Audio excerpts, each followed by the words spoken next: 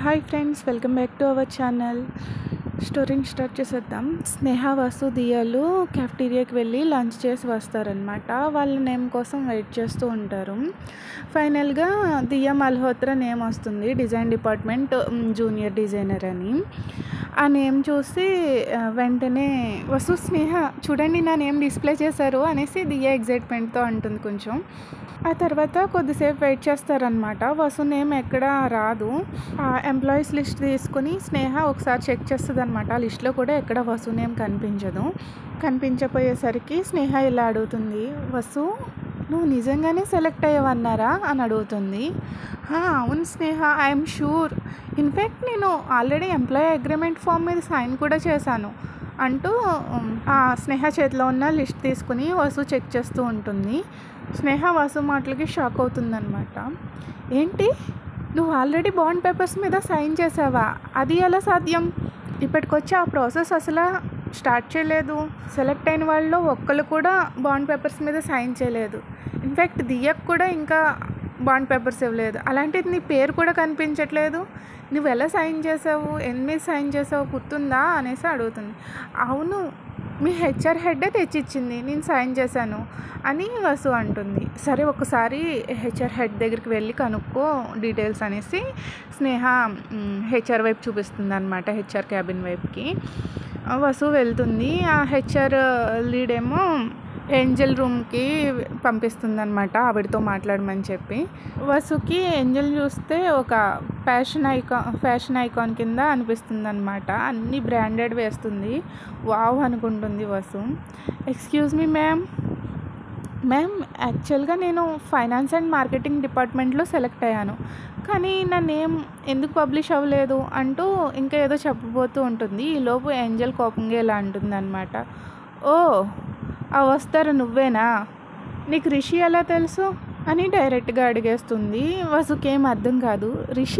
రిషి ఎవరు మేడం అని అడుగుతుంది. ఓ తను ఇలా చెప్పమన్నాడా? ఇలా చెప్తే మీ మీద ఎవరికి డౌట్ రాదనేసి ముందే బాగానే ప్లాన్ చేసుకున్నారు అంటుంది. సారీ మ్యామ్, మీరు ఏం మాట్లాడుతున్నారు అసలు నాకేమీ అంటూ ఇంకా ఏదో చెప్పబోతుంది.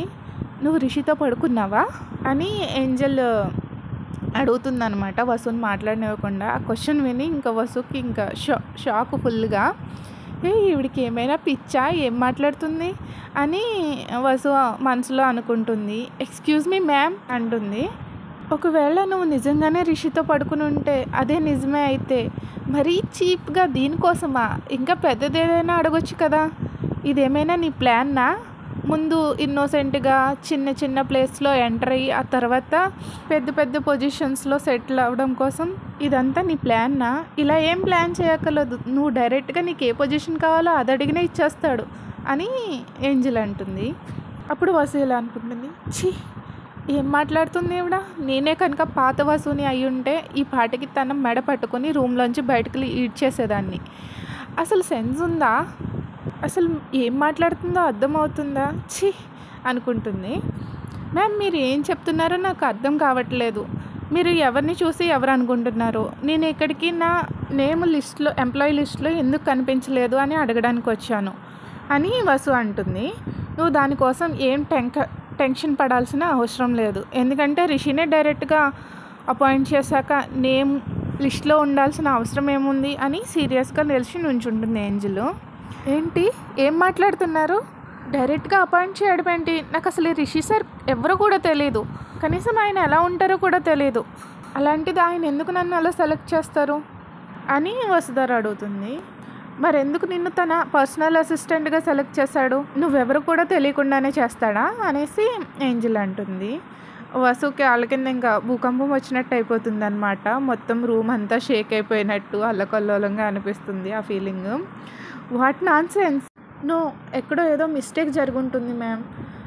అతను ఎవరో అనుకుని ఎవరికో ఈ పొజిషన్ ఇచ్చి ఉంటారు. నాకు అసలు రిషి సార్ ఎవరో కూడా తెలియదు. నేను ఈ కంపెనీలో ఇంటర్వ్యూస్కి ఫైనాన్స్ ఆర్ మార్కెటింగ్ డిపార్ట్మెంట్లో జాబ్ కోసం అప్లై చేశాను, కానీ స్పెషల్ అసిస్టెంట్ ఏంటి, అసలు ఏం జరుగుతుంది అంటుంది. మరి నీకేం తెలియకుండా ఈ అగ్రిమెంట్ మీద సైన్ ఎందుకు చేసావు అని కోపంగా ఒక బాండ్ ఫైల్ని వసు ముందర టేబుల్ మీదకి విసిరేస్తుందన్నమాట. వసు అది తీసి కన్ఫ్యూజన్గా ఓపెన్ చేసి చూస్తుంది. మ్యామ్, నేను సైన్ చేశాను, కానీ ఇది పర్సనల్ అసిస్టెంట్ కానీ నాకు అసలు తెలీదు, ఫైనాన్స్ అనే చెప్పారు, సో నేను సరిగ్గా చూడకుండానే బాండ్ పేపర్స్ మీద సైన్ చేసేసాను అని వసు అంటుంది. Ma'am, I think Rishi sir ఎవరో అనుకుని పొరపాటు పడి ఈ మిస్టేక్ జరుగుండొచ్చు. నేను ఒకసారి సార్ని మీట్ అయ్యి మాట్లాడాలి, ఒకసారి రిషేంద్ర భూషణ్ సార్తో మాట్లాడొచ్చా అనేసి వసు అడుగుతుంది. వాట్? నో అని గట్టిగా అరుస్తుంది ఏంజల్. రిషి సార్ని ఎవరు పడితే వాళ్ళు ఎప్పుడు పడితే అప్పుడు మీట్ అవ్వడానికి ఎలా కుదురుతుంది అనుకుంటున్నావు? ఆయన వర్క్లో చాలా బిజీగా ఉంటారు, ఇంకా నువ్వు వెళ్ళొచ్చు అనేసి ఏంజల్ అంటుంది. ఈలోపు ఏంజల్కి ఒక కాల్ వస్తుంది. ఓకే, ఫైల్ రెడీ అయిపోయింది, పంపిస్తాను అని చెప్తుంది అనమాట. ఆ తర్వాత హెచ్ఆర్ హెడ్కి కాల్ చేస్తుంది. కాల్ చేసి ఈ ఫైల్ని రిషి సార్ క్యాబిన్కి తీసుకెళ్ళు అనేసి చెప్తుంది. సో హెచ్ఆర్ హెడ్ ఆ ఫైల్ తీసుకుని రిషి సార్ క్యాబిన్ వైపు వెళ్తుంటే వసు కూడా సైలెంట్గా ఫాలో అయిపోతుంది అనమాట. ఆవిడ్ని రిషి సార్తో ఎలాగైనా సరే మాట్లాడి ఈ మిస్టేక్స్ని అన్నీ క్లియర్ చేద్దాం అనేసి అనుకుంటుంది. వెళ్తూ వెళ్తూ దారిలో చూస్తుంది అనమాట. అంతా కూడా చాలా పెద్ద బిల్డింగ్ కదా అది, సో కన్ఫ్యూజ్ అయిపోతూ ఉంటుంది. ఎవరికైనా సరే కన్ఫ్యూజ్ అవుతారు, ఎటు వెళ్తే ఎటు నుంచి రావాలో కూడా కన్ఫ్యూజ్ అవుతారు, అంతలా ఉంటుంది. కొత్త వాళ్ళకైతే ఇంకా కన్ఫ్యూజన్ అనిపిస్తుంది. అక్కడ తప్పకపోతే లిఫ్ట్ ఎక్కడ ఉంది, ఏ పక్క నుంచి ఏ ఫ్లోర్కి రావాలి అనేసి కూడా చాలా ఇబ్బంది పడిపోతారనమాట. సైలెంట్గా హెచ్ఆర్ హెడ్నే ఫాలో అయ్యి వెళ్ళిపోతుంది. ఆ మొత్తం ఫ్లోర్ అంతా కూడా ఇంకా రిషి సార్దే అనుకుంటా. అసలు ఎక్కడా కూడా ఎవ్వరు కనిపించదు, ఇంకా పిన్ డ్రాప్ సైలెన్స్గా ఉంటుంది త్రూ అవుట్ ఫ్లోర్ అంతా కూడా. వసు కింద చూసిన ఫ్లోర్స్ అన్నిటికంటే కూడా రిషి ఫ్లోరు చాలా డిఫరెంట్గా ఎక్స్పెన్సివ్గా బాగా రిచ్గా అనిపిస్తుంది అనమాట. ఒక పక్క నుంచి టెన్షన్ వచ్చేస్తుంది, ఒక పక్క నుంచి ఏమో ఎగ్జైట్మెంటు. రిషి సార్ని మీట్ అవ్వడానికి వెళ్తున్నందుకు వసుకి ఎందుకు అలాంటి ఫీలింగ్స్ వస్తున్నాయో అర్థం కావట్లేదు. స్నేహ రిషి గురించి ముందు చెప్పినవన్నీ ఒకసారి తల్లో ప్లే అవుతూ ఉంటాయి అనమాట. ప్లే బాయ్, వాడుకుంటాడు అమ్మాయిని, ప్లస్ బిజినెస్ విషయంలోకి వస్తే చాలా స్ట్రిక్ట్గా ఉంటాడు, తన ఐడియాస్ కూడా చాలా బాగుంటాయి అనేసి కొంచెం పొగుడుతుంది, కొంచెం దాని గురించి కూడా చెప్పుద్ది కదా. రెండు విషయాలు గుర్తొస్తూ ఉంటాయి వసుకి. ఒక క్వశ్చన్ వస్తుంది అనమాట బ్రెయిన్లోకి, తను ఏమన్నా నన్ను ఇంతకు ముందర ఎక్కడైనా చూసాడా, నాకు ఏమైనా పడిపోయాడా అని అనుకుంటుంది. చిచ్చి సిల్లీ నవల్స్ అన్నీ చదవకూడదు వసు, ఇలాంటి ఐడియాస్ వస్తాయి అనుకుంటుంది. లేదంటే నా వర్క్ పెర్ఫార్మెన్స్ తెలిసి నేను తనతో వర్క్ చేసేలా చేశాడా అని అనుకుంటుంది. కానీ తన వర్క్ గురించి తెలిసే అవకాశమే లేదు, ఎందుకంటే తను యూఎస్లో వేరు, ఇక్కడ ఇండియా వచ్చాక వేరు.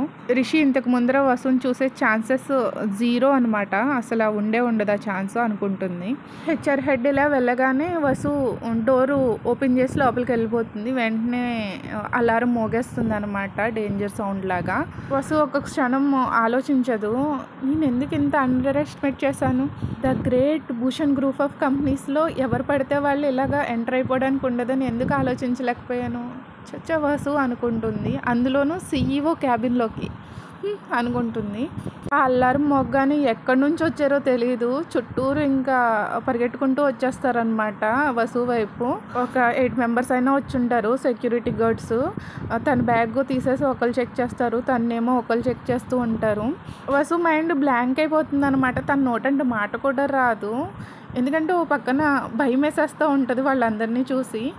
ఎవరు మీరు, ఈ ఫ్లోర్లోకి ఎలా వచ్చావు అనేసి ఒక సెక్యూరిటీ గార్డ్ అడుగుతాడు. ఇంకా తన సీరియస్ ఫేస్ చూసి వసుకు భయం వేసేస్తుంది అనమాట.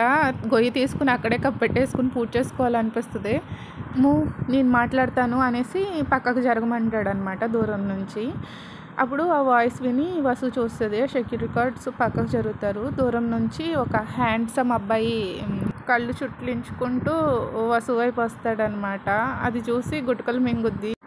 తను వచ్చి వసు ముందర నిల్చుంటాడు. నిల్చున్న వెంటనే తను వాకీ టాకీలో నుంచి ఒక బీప్ సౌండ్ వస్తుంది అనమాట. అటెండ్ చేస్తే ఓకే అంటాడు, అంతే. ఆ తర్వాత గో ఇన్సైడ్ అనేసి వసు 4 ఆర్మ్ పట్టుకొని తన ఐడి కార్డ్ని డోరు స్కానర్ మీద చూపెడతాడనమాట. అప్పుడు డోర్ ఓపెన్ అవుతుంది ఆటోమేటిక్గాని. అప్పుడు వసుని లోపలికి తోసేస్తాడు. ఓ ఇలా వర్క్ అవుతుందా, నేను అసలు ఎందుకు ఇదంతా గెస్ చేయలేకపోయాను అనేసి వసు అనుకుంటుంది. ఈలోపు తను ముందర 5 feet 11 inches man back side కనిపిస్తూ ఉంటుంది అనమాట. తను ఆ గ్లాస్ విండోలో నుంచి బయటకు చూస్తా ఫోన్లో ఏదో మాట్లాడుతూ ఉంటాడనమాట. మొత్తం మళ్ళీ స్నేహ చెప్పేది గుర్తొస్తుంది అనమాట. ఎలాంటి మనిషి ఇతను, తన లాభం కోసం అమ్మాయిలను ఎలా యూజ్ చేసుకుంటాడు, చిచ్చి ఇలాంటి వాడు అసలు ఎలా ఇంత పెద్ద గుడ్ బిజినెస్ మ్యాన్ అయ్యాడు అనుకుంటుంది.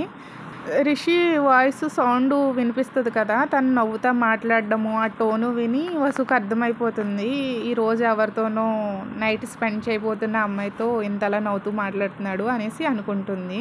రిషి కాల్ కట్ చేశాక మాట్లాడదాంలే అన్నట్టు వెయిట్ చేస్తూ ఉంటుంది అనమాట. అక్కడే డోర్ దగ్గరే రిషిని చూస్తూ బ్యాక్ సైడు 5 minutes అయిపోతుంది, 10 minutes అయిపోతుంది, 15 minutes అయిపోతుంది, అలాగా హాఫ్ అన్ అవరు అయిపోతుంది అనమాట. ఇంకా వసు ఇంకా అలాగే నిల్చుని ఉంటుంది. మొత్తం ఆ ఆఫీస్ని అంతా ఒకసారి చెక్ చేస్తూ ఉంటుంది అనమాట. ఈ టైంలో నిజంగా చాలా వండర్ఫుల్గా అనిపిస్తుంది. మొత్తం రూమ్ థీమ్ అంతా చాలా ఎలిగెంట్ బ్లాక్ వైట్ సిల్వర్ కాంబినేషన్స్తో కలర్స్ కాంబినేషన్తో నిండిపోయి ఉంటుంది అనమాట. ఆయన స్టేటస్ క్లాస్ ఏంటో చూపిస్తుంది అనమాట రూమ్ అంతా కూడా, ఆ క్యాబిన్ అంతాని. So what you want girl అని అడుగుతాడనమాట రిషి, అసలు వసు వైపు కూడా తిరిగి చూడకుండానే. సార్ మై సెల్ఫ్ వసుధర, ఈరోజు ఇంటర్వ్యూలో ఫైనాన్స్ మేనేజర్ కింద అప్లై చేయడానికి వచ్చాను. నేను సెలెక్ట్ అయ్యాను కానీ మీ అస్సి అని అంటూ ఉంటుంది. ఈ లోపు మళ్ళీ ఫోన్ వస్తుంది. Hey sweetheart my beautiful angel అంటూ మాట్లాడడం స్టార్ట్ చేస్తాడు. ఇన్ఫ్యాక్ట్ తన బిహేవియర్ చూసి వసుకి చిరాకు వస్తుంది అనమాట. ఏదో నన్ను ఒక పురుగులా చూస్తున్నాడు తిను. అసలు నేను ఏం చెప్తున్నానో వినకుండా వేరే కాల్ అటెండ్ చేస్తాడేంటి, అదేమైనా ఇంపార్టెంట్ కాలా అనుకుంటే కాదు.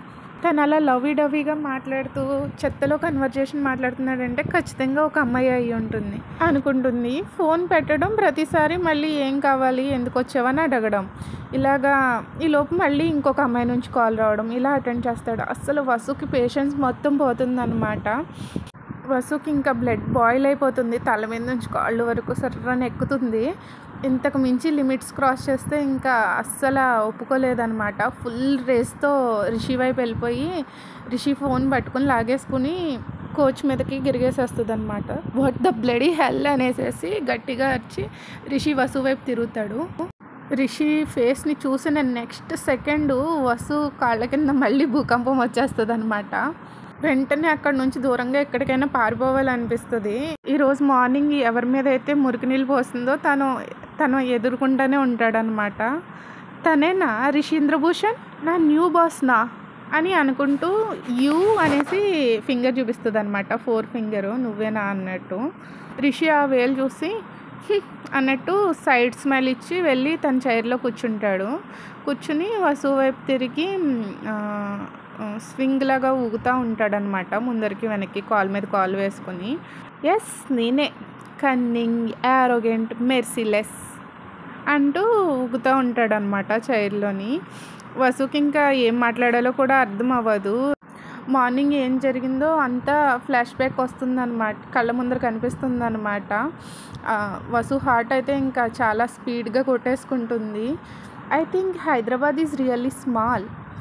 మనం కొద్ది గంటల్లోనే మళ్ళీ మీట్ అయ్యాం మిస్ వస్తారా, వావ్ అంటూ తన చేతులు 2 టప్మని ఒక క్లాప్ కొడతాడనమాట.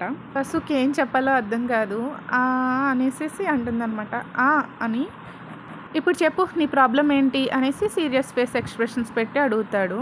నేను మీ పర్సనల్ అసిస్టెంట్గా సెలెక్ట్ అయ్యాను కానీ నో ఐ కాంట్ అంటుంది. యా అవును, నువ్వు సెలెక్ట్ అయ్యావు, నీ వర్క్ రేపటి నుంచే స్టార్ట్ అవుతుంది అంటాడు.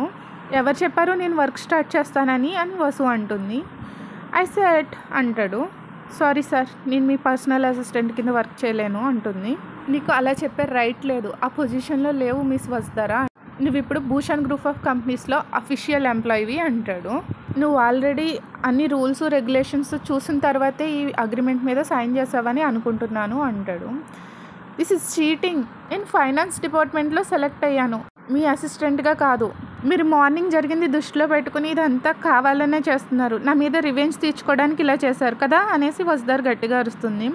రిషి మాత్రం చాలా కూల్గా రిలాక్సింగ్గా ఎంజాయ్ చేస్తూ ఉంటాడనమాట వసు అలా అరుస్తూ ఉంటే. హలో మేడం, అన్ని హై ఎక్స్పెక్టేషన్స్ పెట్టుకోకండి, నీ గురించి ఆలోచించడానికి నాకేం పని లేదనుకుంటున్నావా? ఈ రివెంజ్ తీర్చుకోవడం ఇదంతా చైల్డిష్ మ్యాటర్. నాకు నీ పెర్ఫార్మెన్స్ నచ్చింది, that's why I selected you అని సింపుల్గా అనేస్తాడనమాట. ఇదంతా రివెంజ్ కోసం కాకపోతే మరి మీ దగ్గర నాకు పర్సనల్ అసిస్టెంట్ జాబ్ చేసే ఉద్దేశం అయితే లేదు. ప్లీజ్ ఈ అగ్రిమెంట్ని క్యాన్సిల్ చేసి నన్ను ఇక్కడ నుంచి వెళ్ళనివ్వండి అంటుంది. Hello madam, Bhushan group of companies అంటే ఏమనుకుంటున్నారు? ఈ ఇంటర్వ్యూస్ అన్నీ టైంపాస్ కోసం కండక్ట్ చేసామనుకుంటున్నారా? మా కంపెనీ చాలా పెద్ద బిజినెస్ ఎంపైర్. మా కంపెనీలో అన్నీ చాలా ప్రొఫెషనల్గా హ్యాండిల్ చేస్తాం.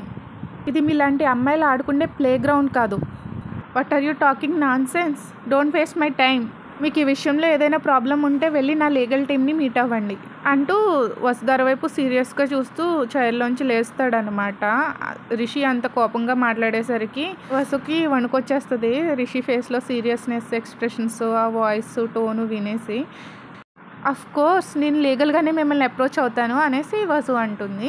సరే, వెళ్లే ముందు ఒకసారి ఈ అగ్రిమెంట్ని చదివి వెళ్ళు, తర్వాత నీకే ప్రాబ్లం అవ్వకుండా ఉంటుంది. Especially last 2 points. మీ అంతటా మీరే రిజిగ్నేషన్ ఇచ్చి వెళ్ళేలా ఉంటే 24 అవర్స్లో 10 lakhs కట్టాలి, లేదంటే నెక్స్ట్ పాయింట్ మీ మీద లీగల్ యాక్షన్స్ తీసుకోవాల్సి వస్తుంది, మీ మీద కేసు ఫైల్ చేయాల్సి వస్తుంది అని రిషి అంటాడు. రిషి చెప్పింది కూడా నిజమే. అసలు ఆ అగ్రిమెంట్ని చదవకుండా ఎలా సైన్ చేశాను? నా గొయ్యి నేనే తవ్వుకున్నాను. ఇప్పుడు నేను ఏం చేయాలి?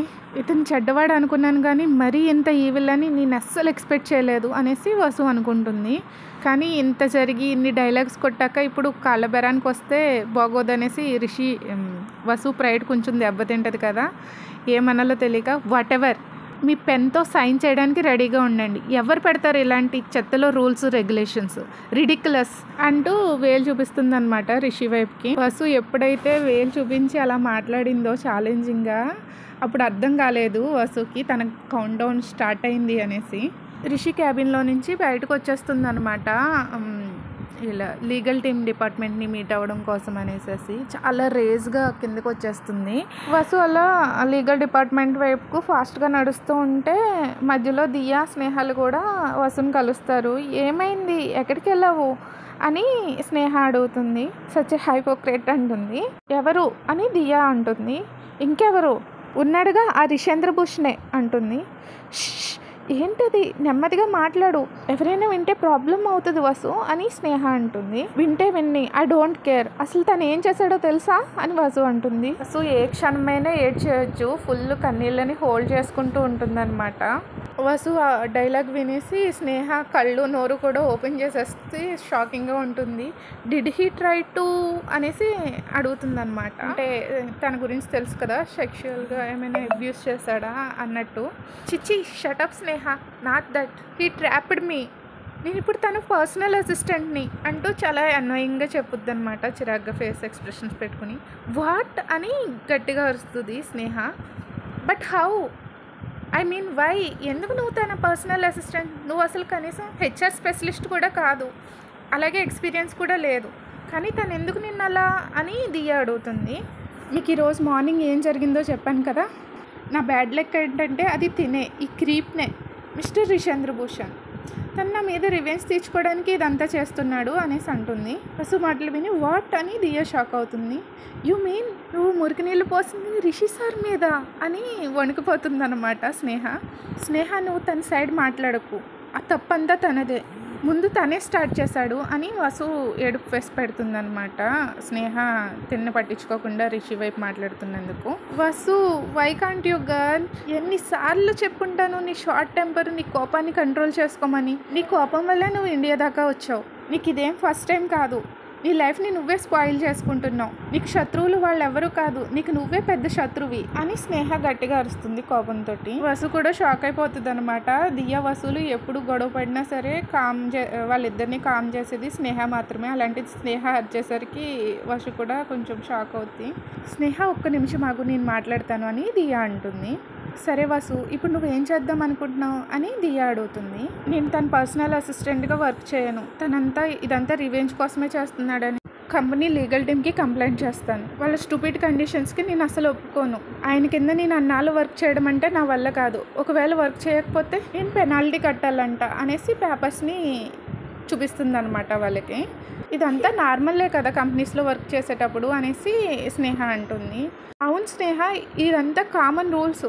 కానీ ఆ ప్రొబేషన్ పీరియడ్లో వర్క్ చేయకపోతే మనం కట్టాల్సిన అమౌంట్ చాలా ఎక్కువ ఉంది. ఏదర్ 1 year వర్క్ చేయాలి, లేదంటే 10 lakhs. సీరియస్లీ అంటూ తనలో ఉన్న రేస్ని కంట్రోల్ చేసుకుంటూ మాట్లాడుతుంది అనమాట వసు. ఇది నిజంగానే రెడిక్యులస్ వసు. 10 lakhsనా? అయినా నువ్వు చూడకుండా ఎందుకు సైన్ చేసావు? ప్రైవేట్ కంపెనీస్లో రూల్స్ రెగ్యులేషన్స్ ఉంటాయి, కానీ మరీ 10 lakhs అంటేనా? అన్బిలీవబుల్ వాసు. నేను ఇప్పటికి వచ్చి ఇలాంటి కండిషన్స్ ఎక్కడా చూడలేదు.